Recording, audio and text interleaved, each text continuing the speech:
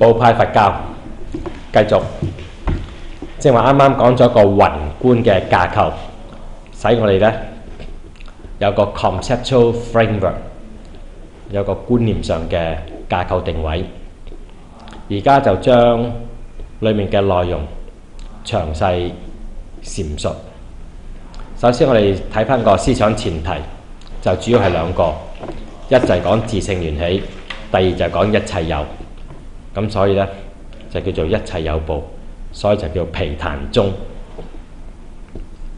我哋系統佛學裏面第二宗講部派佛教，係籠統地講，係指由原始佛教嚟到20部嘅部派佛教，但係我哋呢就唔進入呢每一部裏面嘅仔細嘅學説，我哋就係將部派佛教裏面最具影響力喺佛教裏面呢討論得最多嘅宗派，就係部派佛教嘅一切有部，喺中國佛學叫做毗曇宗。佢嘅思想前提係講自性緣起，同埋講一切有。咁我哋就不禁問呢，咁個自性緣起點樣講嚟嘅呢？咁就因為呢，喺原始佛教講緣起嘅思想呢，好鬆嘅，其實相對地可解釋嘅內容呢，仲可以加以發揮嘅。講緣起嗰啲呢啲嘅思想呢，係一個大本大圓嘅大方向，裡面嘅仔細嘅觀點呢，其實可以相應唔同嘅立場，有唔同新嘅詮釋。好似毗曇宗呢，佢就用多元實在論、一切有嘅思想，於是乎佢可以作出新嘅解釋。首先就係自性緣起先，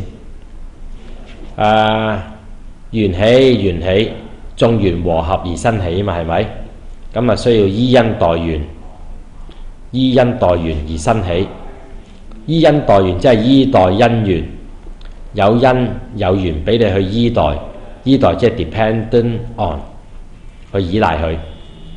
咁從語理分析嘅嚟講，依待因緣，依因待緣，咁咪即係有嘢俾你依，有嘢俾你待咯。咁咪變咗兩重存在咯，有兩重嘅存在。一重呢，就係因緣，呢個呢就係所依，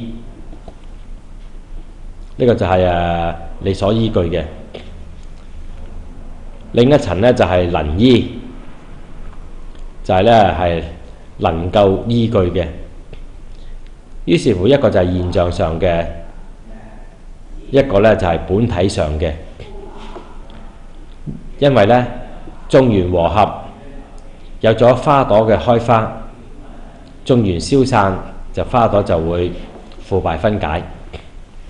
咁呢度咪變咗就係兩重存在咯。個現象個花朵就會無常變化，但係無常變化之後呢，塵歸塵，土歸土，嗰啲塵同埋土咪有得俾你歸咯，就歸於塵，即係有微塵咯。微塵即係極微啊，即係最細粒嘅存在嘅粒子。咁呢種咪相類似物理科學早期嘅原子論嘅思想咯。一粒粒嘅微粒，一粒粒嘅微粒，有各種唔同嘅微粒，有各種唔同嘅物質嘅原子互相嘅組合，引致有唔同嘅物種。呢啲係咪我哋平時都係咁諗嘢？早期嘅原始嘅物理學思想就係咁樣諗嘢，就係世界最細嘅存在單位就係好多唔同嘅原子粒子，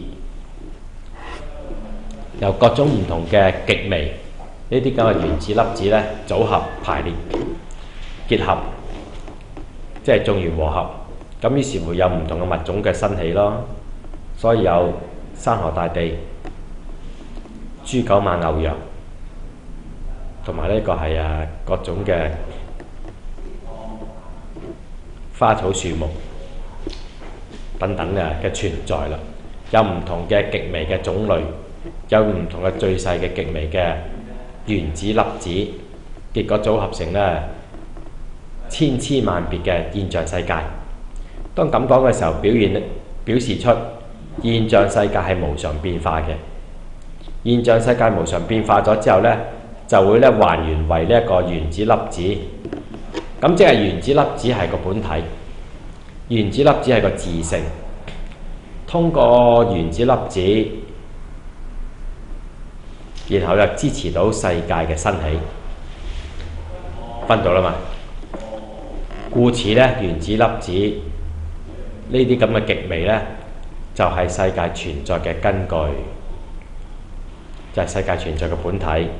用佛教嘅名字就叫自性，自性，佢自己有佢自己嘅存在，唔使依因待緣而存在。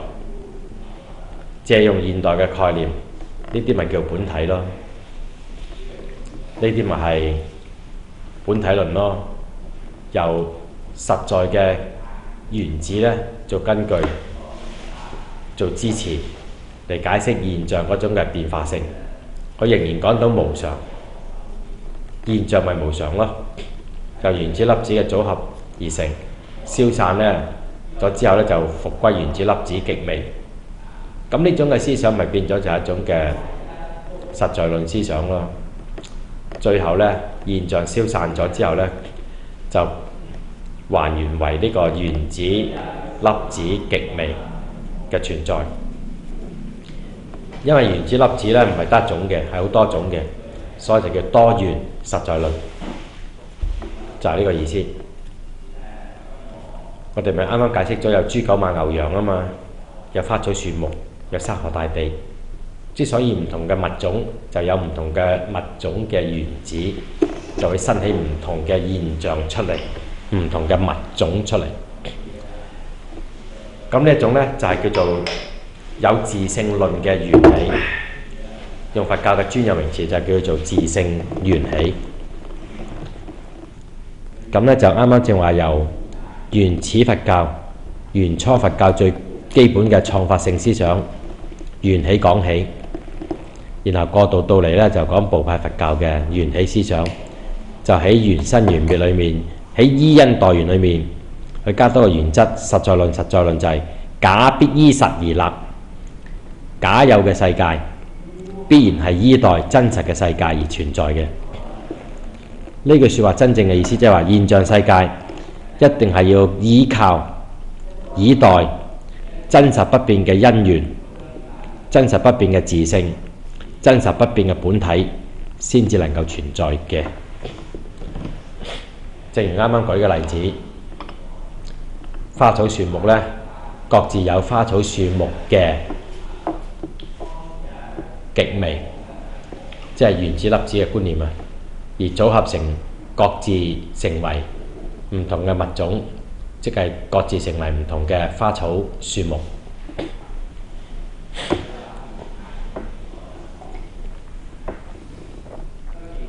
咁就有佢個極微，有佢個原子粒子，即係有佢個本體存在啦。咁呢一種呢，就係實在論者嘅推出本體論，係有實在嘅本體作為根據、作為支持嘅一個嘅推理過程。咁如果從呢一個思想特色嚟講，由自性緣起呢，就係會係講出呢乜嘢係有自性呢？乜嘢係有佢自己嗰個嘅本體自己有嘅意思呢？就係五位75法。五位就係邊五位呢？就係色法、心法、心所法、心所法、不相應行法同埋無為法。呢五位，五位即係五個範疇，係對存在世界進行分類嘅五大範疇。第一個就係色法，色法好容易了解啦，就係指物質嘅世界、現象嘅世界、經驗嘅世界，呢個就係色法。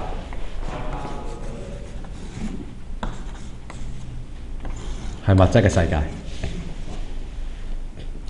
然後跟住呢，就係心法同埋心所法。佢嘅分別咧，心法係個主，心所法係個從屬，係從。呢兩個都係指我哋嘅心靈世界。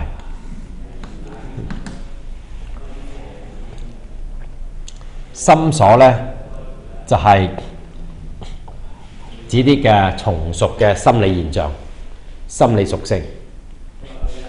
心法係指我哋主要嘅自主嘅精神心靈世界。有色法、有心法、有心所法。呢個心法同心所法係一對嘅主從嘅精神心靈世界。色法、心法、心所法就係呢個係不相應行法。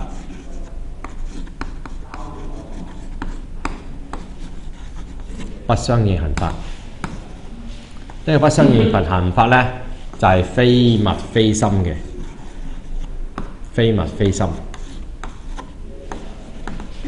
又唔係物嚟嘅，又唔係心嘅。點樣為之不相應行呢？當你講色法嘅時候咧，你話蘋果，呢個蘋果咧，呢個概念咧，蘋果同呢個語言咧係大家相應嘅。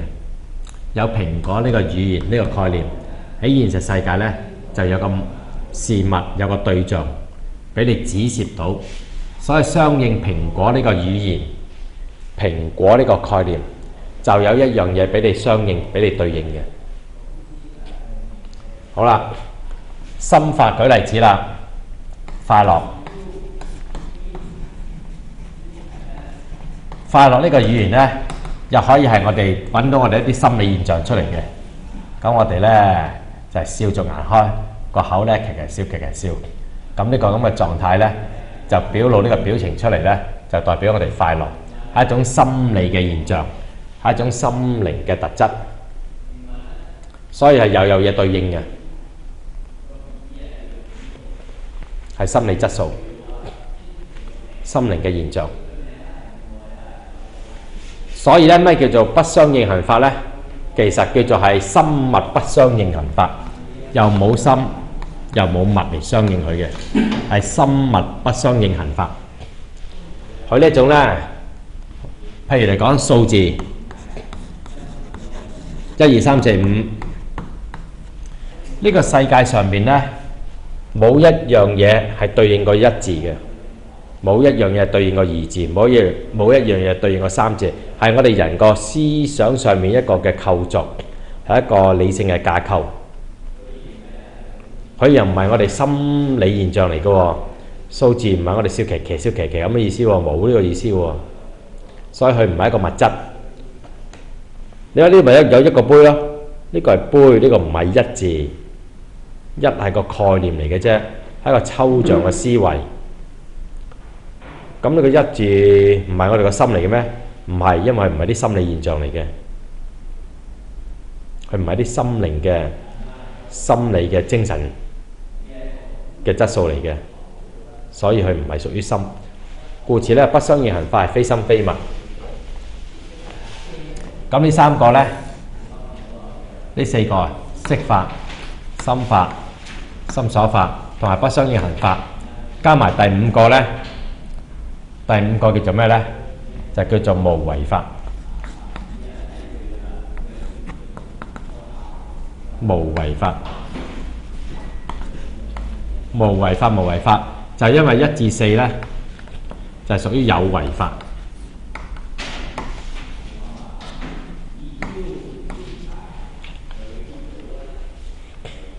有為法係指由眾緣和合而有存在。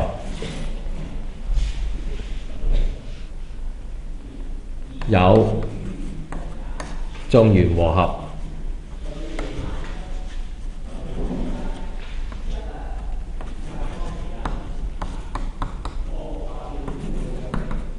而成為存在，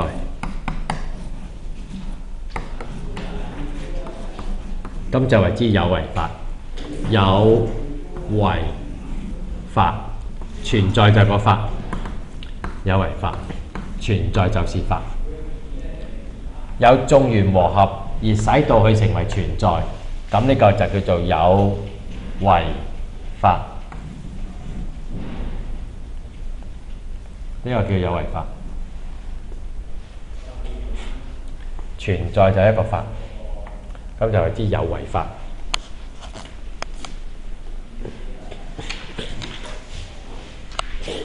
懂啦嘛？然後跟住下邊嗰啲呢，就係無為法，就唔係由眾緣和合而成為存在。譬如舉例子咧，涅槃嘅世界、涅槃嘅境界呢，就係無為法啊。譬如涅槃啊呢啲，例如涅槃。涅槃境界就係無為法，唔係由眾緣和合砌出嚟嘅。涅槃啊呢啲，嗰個空啊呢啲咧就唔係你砌出嚟嘅，又唔係由眾緣和合而成嘅。虛空啊、涅槃呢啲，呢啲又唔係心，又唔係物啊。咁係心物以外嘅，就係咧唔係由眾緣和合而成為存在嘅。咁啊，將呢五位呢，就其實即係對個存在世界進行一個邏輯性嘅分類。你所以呢，睇到印度人分類嘅能力呢，好強同好特別嘅。你睇下我哋識唔識咁樣分類？我哋好簡單呢，西方人又點樣分類呢？心同埋物咯 ，body and mind 啊嘛。呢個題目成日都有噶啦。心同埋物，即係精神世界同埋現象世界。但係印度人嘅分類能力特別強嘅，佢就話俾你聽，就算個心靈呢，都有心法同埋心所法之分。呢個點樣了解呢？就係將我哋嘅心靈世界呢，建立一個立體嘅架構，睇到邊啲係主，邊啲係從屬，即係主從關係啊，邊個係主要性嘅，邊個係從屬性嘅。於是乎咧，就睇到心同埋呢一個係心所嘅關係。心即係心王啊，嗰個自主嘅心靈叫做心。咩叫心所呢？就係我哋嗰啲嘅貪嗔痴慢疑呢，係從屬我哋嘅心靈現象。心靈就係我哋整體嗰個心呢，嗰種自己能夠自己主宰嘅能力。就為之心王。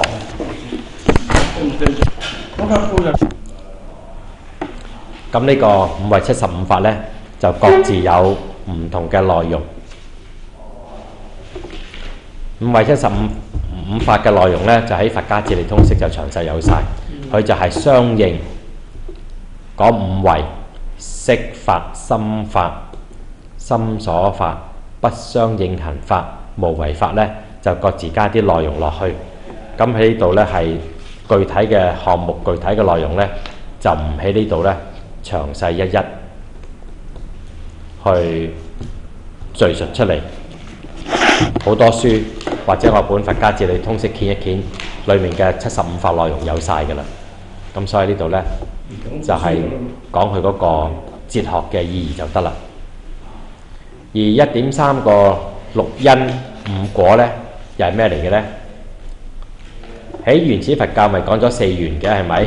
將個因果關係呢，就顯示有因緣，有一個親疏性；等無間緣呢，就顯示個因果嘅連貫性。然後呢，真相緣呢，就顯示因果嘅無障礙性。另外一個呢，就係因果嘅所緣緣，就顯示因果關係嘅知識性，我哋可以認知到佢。咁無論講因果關係嗰個嘅有親有疏個親疏性，或者佢存在嘅連貫性，或者係佢係有個無障礙性，以及有佢嗰個嘅對象性，而使到我哋有認知嘅意義。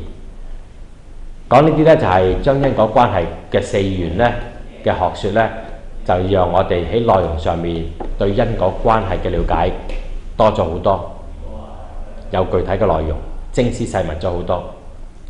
但係從內容上面嚟講呢，佢就欠缺咗呢，喺因果關係裏面欠缺咗人嗰個嘅主體嘅意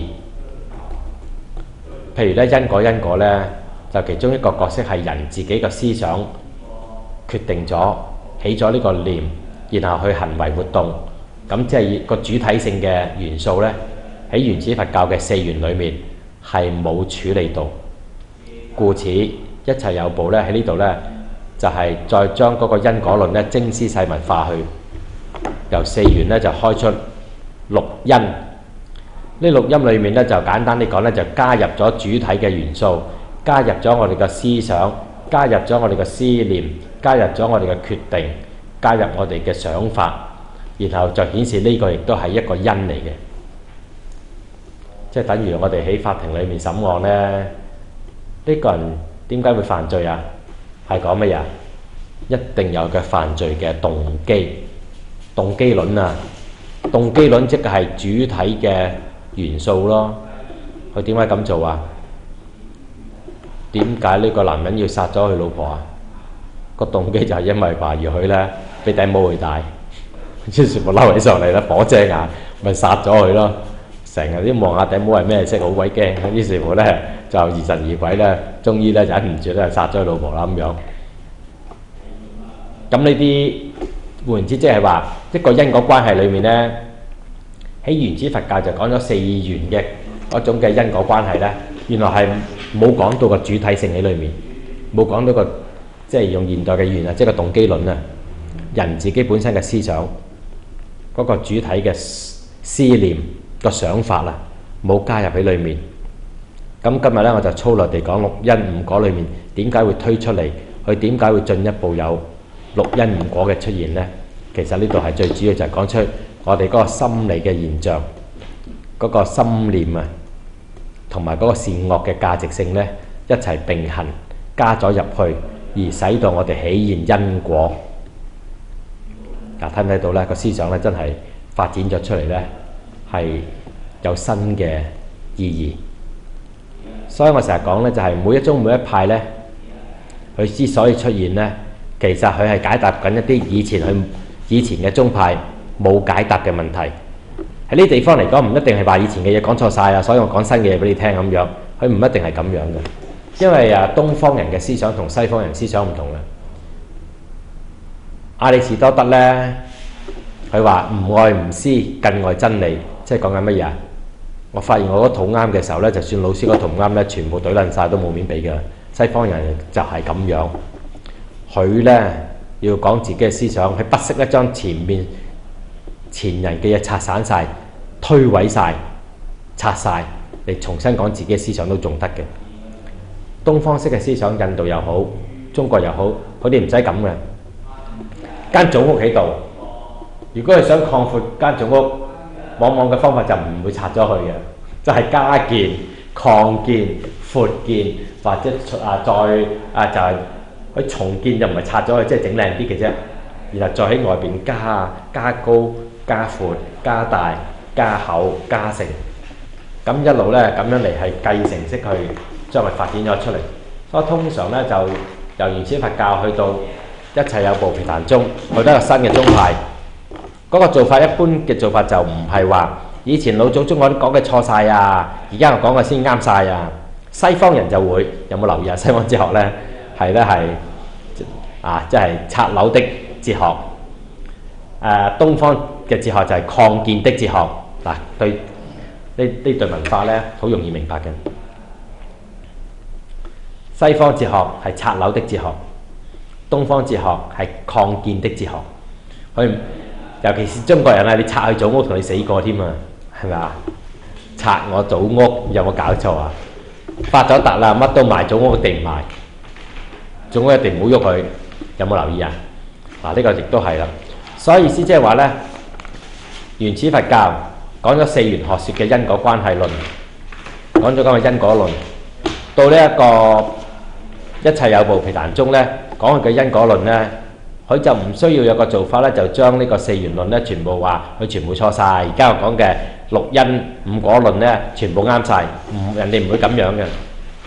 但係我哋知道佢係有新意思咯，係有新嘅創造性嘅詮釋，或者處理新嘅問題，處理得更好。所以喺六因五果裏面呢，佢就加入咗呢一個呢，就係主體嘅因素，即係加入咗動機論喺裏面，咁使到佢個思想咧更加咧有新意，同埋更加精密化咗啦。嗱咁樣咧喺呢度啱啱咧，我就將呢個思想特色、五維、75法同埋六因五果嘅佢個哲學嘅意義咧，背後嘅發展嘅理據就係講咗出嚟。至於六因五果咧，我喺我嘅佛家哲理通釋裏面咧都好有詳細嘅每一個項目裏面嘅描述，又係長篇大論嘅。咁我呢度亦都唔想落入系統上邊咧，就係逐一講解啦。跟住要講埋嘅咧就係由呢一個思想前提，第二個前提講一切有，即係一切實有。咁然後咧就係講翻出去個思想嘅特色2.1，一切實有同埋三世實有同埋無表色嘅思想。所以一切實有嘅意思即係話咧，就正話咧咪講自性緣起嘅時候咧，佢就顯示出嗱，你既然有現象世界啦，有菊花嘅存在啦，菊花我哋知道花開之後咧會花謝花殘，跟住就係花落，然後腐敗分解，咁就冇咗噶嘛。對花就冇咗喎，但係咧花腐敗分解咗，係有花嘅極微、花嘅原子、花嘅粒子嘅存在。有呢啲咁嘅花拆散咗之後，而有嘅一粒粒嘅極微，即係最細嘅物質存在單位。所以呢啲係實有嚟㗎，佢真係有嘅，真實存在嘅。呢個對毗曇宗嚟講，就係用呢一種嘅樸素嘅經驗論、簡單嘅多元實在論嚟認為個世界係一切實有嘅存在嚟嘅。咁佢呢啲嘅講法咧，都唔係完全咧係胡說八道冇道理，只不過係唔夠深刻咁解啫。即係從佛教嘅觀點嚟講，極微呢啲根本就唔能夠成立啦。如果極微成立嘅話咧，咁啊真係變咗實有論，係真係贏㗎啦。但係咧，就喺佛教嘅立場咧，就係呢啲係主體觀念論，呢啲唔係客觀嘅實在論。所以咧，物質嘅存在拆到最細嘅存在，咁你話咁樣因此而一切實有咧，咁變為係一種本體論，一種多元實在論咧，呢個咧就喺佛家嘅立場咧就接受唔到噶啦。咁呢個尤其是下一派咧就講小乘空中成就論中，再進一步講大乘空中，咁我哋嗰度會詳細再破呢個一切實有嘅論點。咁喺呢度嚟講咧，佢哋其實嘅觀點咧都係好狹隘嘅。佢所講嘅一切實有咧係講主要咧就係講當前嘅而家嘅經驗上嘅一切實有。嗱，就講啦話，過去嘅已經過去咗，你哋過去仲有冇經驗咧？冇咗噶啦。你琴晚有冇食飯啊？有。琴晚你食飽飯有飽嘅經驗，有飽肚嘅感覺，呢個係琴晚嘅感覺，食飽咗啦。但係你琴晚食飽飯食飽肚嘅感覺，可唔可以延續到而家咧？唔可以，都唔使等到而家嘅，又係另一晚啦。你今朝嘅時候已經開始肚餓。你晏晝嘅時候已經開始又再肚餓，你今晚又再肚餓。換言之，過去飽嘅經驗，過去嘅就過去嘅啦，經驗唔到嘅。跟住咩叫未來啊？未來就仲未嚟咯，未來啊嘛，即係還沒有來。你而家好肚餓，放咗學9點鐘你去食嘢，9點半你食飽咗啦。我哋預計9點鐘你會食飽。我請問而家你係7點鐘啊？而家係，你會唔會有9點半食飽咗個感覺啊？大家知道梗係唔會啦，係咪？都未來，都未發生，所以未來又係冇經驗嘅。一切實有咧，講到最後嘅時候咧，係一種好偏激嘅，就係現前經驗實在論，淨係信而家喺呢個時間喺呢個空間，我而家呢個人同埋嗰個物嗰種嘅互動。食嘢呢，就你同個嘢食飯，你就同飯喺度互動，飯俾你食，你去食飯。通過呢個現前現時，然後呢，就係有呢個飯嘅存在，我嘅存在，跟住飯同埋我呢喺度兩個喺度呢係相交，有 activity， 結果就進行到食飯，有飽呢個咁嘅經驗，係咁樣嚟噶嘛。咁呢種呢，就係變為一種嘅合藝嘅現前嘅實現論，現前嘅實在論。咁呢個就係一切有報。講下講下呢，講到好偏激啦。佢唔承認過去，亦都唔承認未來噶啦。咁但係佢又要呢覺得呢係世界嘅存在呢係三世有嘅喎。咁啊咩叫三世有呢？佢意思即係話嗱，我哋而家存在係咪實在先？梗係實實在在存在啦。搣下自己又會痛，食下嘢就會覺得飽，飲下嘢呢就覺得解渴，着多件衫又覺得保暖，呢全部好實在嘅。咁你話呢個實在呢，由邊度嚟嘅呢？由前一個階段嚟。咁因為前一個階段係實在，而流向到而家呢個階段，所以亦都係實在咯。同樣地，你而家食嘢有感覺，飲嘢止口渴，呢啲咁嘅實在經驗，將來你一定都係㗎。好似琴日呢，當你琴日經驗帶唔到你今日啦，但係你記得到呢，琴日係有咁嘅經驗啊嘛。琴日你食嘢嘅時候咪有食飽嘅經驗先，所以點解你會再食呢？你知道呢，再食就會再飽啊嘛。咁所以呢，就現前嘅經驗可以帶去未來。當然而家嘅經驗，你未來梗係經驗唔到而家嘅經驗啦。但係因為呢個經驗可以 back up 咗你去到未來，讓你未來經驗未來嘅經驗，讓你去到未來去經驗未來嘅經驗。咁未來都係有經驗，咁未來嘅經驗都係實在嘅。咁就變咗一種嘅感，人哋所謂多三世實有。咁睇到呢就係經驗到，我可以想像到，我可以推論到未來嘅經驗。未來經驗係有個實在性，我亦都回憶翻過去嗰種過去嘅經驗嘅實在性。琴日食飯嘅時候，我真係記得係食飽㗎，唔再肚餓，唔再辛苦。食飽咗之後，頭都好凍好肚餓，哇！天寒地凍，跟住食飽咗真係暖粒粒。記得琴日真係有咁嘅實在嘅經驗。咁既然係琴日有實在經驗，今日有現在有實在經驗，未來有未來嘅實在經驗，咁即係三世實有咯。咁呢度變咗，當然嚟講呢，就係好似好巧妙咁樣，但係實在都係個詭辯。個經驗係有實在啫，但係唔等於個時間有實在啊嘛。時間係一個虛嘅架子，一個理性嘅格局。阿康德所講係一個鮮豔嘅範疇。我哋有食嘢嗰種感覺經驗係我哋物質性嘅肚子，我哋個肚啊嗰種感覺有個真實性、實在性。呢個唔等於過去個時間就有實在性啊嘛。分唔分到個論點啊？所以你覺得時間係有實在，過去時間係實在，現在時間係實在，未來時間係實在，變為一種三世實在、三世嘅實有論呢，咁嘅推論呢係唔合法嘅。你覺得個時間係實在呢？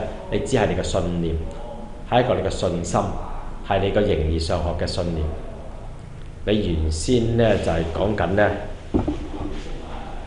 就係對物質世界嗰種多元實在論嘅信任。而家你竟然推論埋呢，連三世都係實在嘅，咁時間係實在嘅呢一點呢，就係一切有部毗曇宗佢哋嘅角度，所謂叫三世實有，就由我正話嗰度呢嗰個經驗實在論咁樣呢，讓佢推出。咁當然正話我啱啱已經反駁咗，作出咗批判啦嚇。咁呢個就日後其實呢係小乘空宗、成受論宗也好，大乘空宗講當體即空也好，乃至到唯識宗喺唯識20論裏面呢，就要由主體觀念論同多元實在論嘅辯論。咁有個咁嘅記錄，唯識20論就係講呢啲嘢嘅。大家講翻呢，就係點解會講呢一個一切實有，講三世實有呢？其實就係毗曇宗佢要解決緊兩個好重要嘅問題：善有善報，惡有惡報。若然不報，去咗邊度？即係講緊業嘅存在嘅形態去咗邊度？業做咗之後嘅存在形態點樣樣嘅？同埋究竟點樣善有善報，惡有惡報？因果業報，佢點樣先至能夠統一到？咁在佢嘅立場嚟講係喎，如果講因果論嚟講，你作咗個業呢係實實在在㗎，係將來一定要報嘅。所以佢哋就以一種嘅信心呢，就係實有㗎，因果業報一定有㗎。你而家做咗個業呢，你善嘅業一定有善嘅報，就一切實有嘅。善業就有善報，惡業就有惡報。咁咧就係三世實有嘅意思，即係話咧係你呢個善業咧喺過去真係做過嘅實有嘅，咁嚟到現在咧一定會報嘅。如果現在唔報嘅話，將來一定要報，都會報嘅。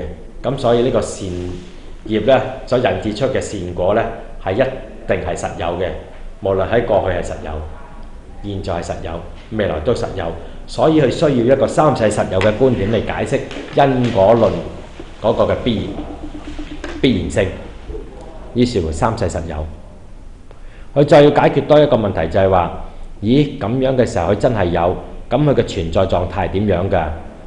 喺毗曇宗一切有部呢，就叫佢做無表色，呢個咁嘅特別嘅觀念。無表色，表呢就係 apparent， 明顯地可以見到嘅物質現象，就叫做表色，有個表相。又係個表象，又係個顯現，咁樣嘅物質性嘅存在就為之表色。無表色就話唔係咁樣嘅，佢唔係一個俾你清清楚楚、容容易易、明明顯顯可以睇見嘅一個物質嘅元素，唔係咁嘅。咁喺毗曇宗一切有部嘅思想嚟講，佢呢個係要嚟交代善惡業之後嘅果報嘅形態。佢哋就講啦，行咗善之後，你就會有好多無表色喺你嘅身體裏面，作為一種戒體。戒體就守戒嘅物體，守戒律嘅物體。你行咗善之後呢，你身體裏面多咗一啲守戒律嘅物質元素，多咗啲守戒律嘅物體。守戒呢，就係防止你去作惡咁解。我哋行咗善之後呢，就使到我哋有啲嘅戒體呢，防範我哋去作惡，係好事嚟嘅。無表色係好嘢嚟嘅。你行咗善之後呢，你積埋好多嘅守戒嘅元素喺度。即係我哋呢係舉例子啦，我哋係誠實嘅。當我哋誠實嘅時候，我哋就唔會呃人咯，我哋就唔會貪心咯。咁即係話呢，你個生命裏面會多咗好多嘅戒體，好多嘅唔貪心、唔講大話嘅呢啲咁嘅戒體喺度，讓你呢清淨，讓你做善事，讓你唔會作惡。咁我哋嘅戒體呢，我哋嘅無表色一路增長嘅時候，使到我哋完全唔會再去作惡啦。咁我哋唔會去作惡，生命境界圓滿，咁呢個咪叫做成佛嘅境界咯。成佛就係唔作惡，成佛呢就係生命裏面呢全部都充滿晒戒體，讓我哋唔會陷溺，唔會墮落，唔會害人。咁呢就係呢個就係無表色嘅功能啦。所以呢，毗曇宗一切有部去提出無表色嘅思想，亦都係一個好重要嘅創法性觀念，係為咗要交代因果嘅前後嘅一致性。因果喺價值上面呢具備統一性，即係話善生善，惡生惡，即係平時我哋所講嘅善有善報，惡有惡報。若然不報，就係時辰未到。咁呢度咧，若然不報嘅話咧，就係我哋裡面嘅戒體咧未充滿啫。咁於是乎咧，就係只要我哋行咗善咧，我哋嘅積咗好多嘅無表色嘅戒體喺我哋嘅生命裡面。咁用呢個方式咧嚟解答由原始佛教過渡到一切有報，如何解釋因果嘅連貫性，如何解釋因果價值嘅一致性，點樣善生善，惡生惡，就係用無表色呢種嘅戒體作為解釋。咁我啱啱又將呢一個咁嘅佢背後嘅哲學意義咧解釋咗出嚟。如果唔係咧，一般呢啲咧名詞咧，哇，真係解死人嘅。咁無表色咩嚟啊？究竟咩嚟嘅？咁變咗嚟講咧，其實佢就係個哲學嘅思想，就係要嚟解決因果嘅前後統一而建立出嚟嘅公平性，亦都要嚟解釋有因就必有果。喺個過程之中，佢嘅存在咧係以一種嘅無表色嘅形態存在。於是乎咧，係解釋因果關係真係有嘅，顯示係有真實性添，因為係實實在在一種嘅無表色，係一種物體而存在。佢係屬於物體，佢屬於表色，但係咧就係呢個表色係唔係俾你咁容易睇到嘅，就叫無表色。於是乎咧，就用咁嘅觀念巧妙地去處理咗有因必有果呢個咁嘅運作嘅原則。佢亦都解答咗咧，就係由因去到果咧，佢係有個過渡嘅，佢係有個形態嘅。佢個過渡，佢個形態咧就係無表色。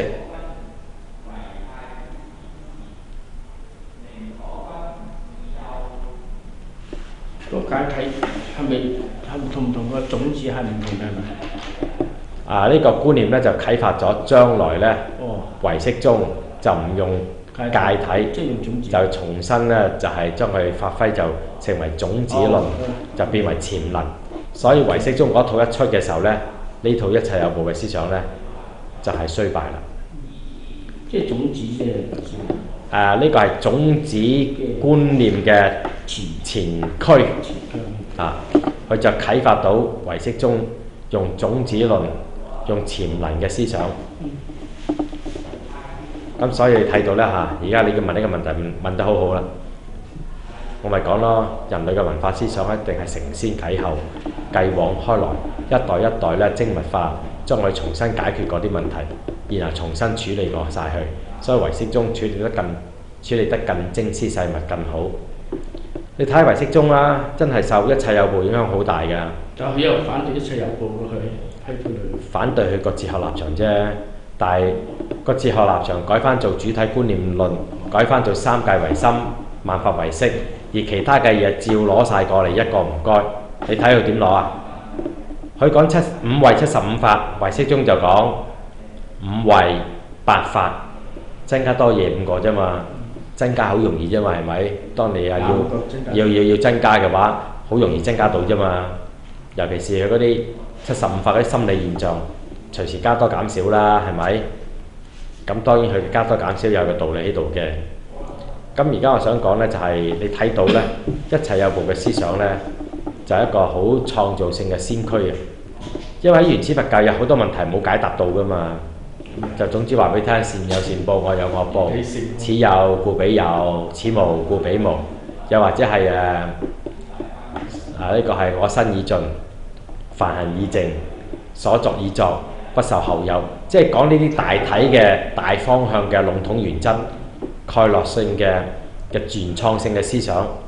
逢係人類嘅世界都係咁樣嘅。逢係原創嗰啲教主呢，佢嘅核心價值觀念呢係好闊好廣嘅。佢包得好勁嘅，而從另一個觀點嚟講呢，佢唔係精絲細密。如果精絲細密，佢就冇得發展嘅。就因為佢具備咁大嘅彈性、咁寬闊嘅空間，就讓你後世嘅人咧去重新詮釋過，所以咁先興旺啊嘛。於是乎咧，就佛法裏面咧，就係而家毗曇宗將嗰個緣起思想啊，就解成自性緣起。小乘佛教唔係小乘空宗咧，就係唔同意呢套點得㗎咁樣解釋啊。咁要講翻色色講色咧，就要講到空啊。咁然後跟住再進一步咧，要講到大乘嘅空宗，就係呢個般若學。呢度就係正正經經講話當體即空，然後咧就講話冇本體冇自性，然後咧就正式宣佈完全確立佛教緣起性空嘅共法。睇到未啊？咁呢啲係咁樣去承先啟後嚟發展出嚟噶嘛。咁個無表色就係啱啊！就係講咩嘢咧？就係你哋睇到咧，呢個提出咗正話唯識宗嘅思想，呢個就係一個先驅性嘅概念，啟發出唯識宗就用種子論嚟解釋善有善報，惡有惡報。所有嘅善惡報未起現之前，係以一種潛藏嘅方式，一種種子嘅狀態，各自喺自己嘅倉庫裏面藏喺阿賴耶識之中。但喺呢度嚟講咧，毗曇宗咧就冇咁多呢啲新嘅，未有末那識，未有阿賴耶識，即係未有呢個種子式嘅倉庫嘅觀念。嗰度係要去到後期唯識宗咧，思想好成熟嘅時候咧，先至發展出嚟。嗱咁樣咧，今晚我就做咗一個宏觀嘅講解。即係呢個觀咧，佛家哲理即係有講得好清楚啲嘢，嗰啲概念嗰啲術語啊。佛家哲理通識咧就將五位七十五法啦、六因啊呢啲咧就講到好仔細、好清晰。但係而家咧就係呢一度咧就嘅寫法同佛家哲理通識唔同。佛家哲理通識咧就係通過一個專題嚟將各宗各門各派連起嚟打通。而家我呢個系統佛學咧個獨特嘅地方就係將每一個宗派建立一個 conceptual framework。好似上次有冇留意啊？就原始佛教你攞出嚟望一望，就嗰個一個思想架構，睇唔睇到啊？有佢個思想前提，由原始佛教嘅思想前提就開出嘅思想特色。咁就係將呢個宗派裡面思想前提同埋思想特色講解咗出嚟。今晚就以另一個宗派，就係部派裡面嘅一切有部嘅毗曇宗，將成個宗派裡面嘅思想前提同埋思想特色就建立一個 conceptual framework， 咁就好完整地一個獨立嘅派別嚟講。我嗰時寫佛家哲理通識嘅時候，仲未有呢個功力。佛家哲理通識係1991年嘅時候寫嘅，1910、11係20年之後。而家有咁嘅功力咧，將各宗各門各派裡面嘅思想前提同埋個思想特色，將佢咁樣建構起嚟。我同你講咗啦，讀完呢個課程咧，有一個好神妙嘅作用。人哋一講乜嘢詞彙，你馬上知佢係邊個宗派嘅。你有冇留意啊？真係每一個宗派裏面咧，所用嘅 terms 啊 terminology， 佢個獨特嘅詞彙同埋概念，就係個思想特色裏面。一講自性緣起，講五位七十五法，唔使講，我知你講緊咩嘢宗派嘅。毗曇宗就毗曇宗。你一講嘅時候，講三法印啊、八正道啊、12因緣，唔使講原始佛教。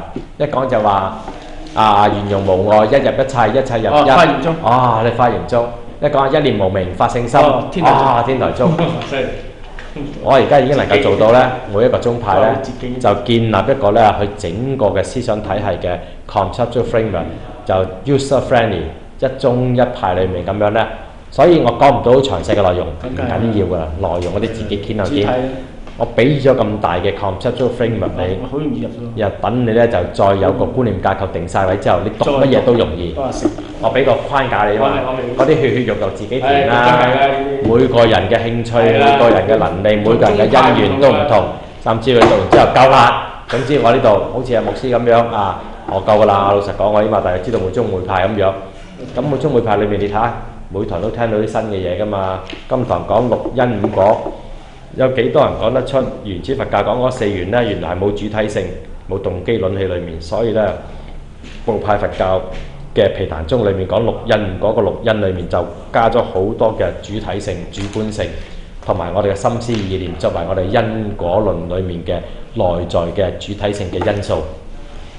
呢個好重要噶嘛？呢啲咁係睇到哦，真係唔同喎，真係唔同喎咁樣。佢一路喺度思想發展緊。如果讀哲學，我哋成日講啊嘛，呢叫思想發展史啊嘛，係有個歷史啊嘛。咁所以點解讀哲學史咁重要呢？就睇到好多嘢唔係你自己嘅天裏面無端端坐喺度諗另一套嘢出嚟噶嘛，冇嘅呢個世界，個個都受著歷史時代背景影響。你睇叻到好似天台宗、華嚴宗。天台宗智者大師就根據當年隋朝嘅判教裏面將佢集大成，然後呢就創出嚟噶嘛。華嚴宗法藏就睇住天台宗點樣判，跟住就避開佢，唔用佢嗰種嘅方式嚟判，就重新再另一個架構，但係都係前面啲人啲嘢喺晒度，然後將佢重新再判過。你睇下我千幾年後，我呢個咁嘅架構睇住晒啲人點樣擺位，然後我吸收晒之後，然後跟住重新去建構出嚟，係咪啊？歷史思想文化一定係承先啟後，繼往開來咁樣噶嘛。咁於是乎呢，你就睇到呢，用咁嘅方式嚟講系統佛學呢，咁呢個真係呢，得來不易嘅，真係20-30年嘅研究成果同埋心血同埋思想成熟咗呢。你幾時咁出書啊？呢個核嘅法咁樣？呢本書會出啦，呢本書一出呢，就對整個佛學界影響好大嘅，影響嘅意思即係幫人好快速入到佛學啦，應該咁講啦嚇，即係唔係好巴閉啫，但係意思係清楚啲啦，快手啲啦，唔使讀嚟讀去一嚿雲啦，啱唔啱？唔該晒。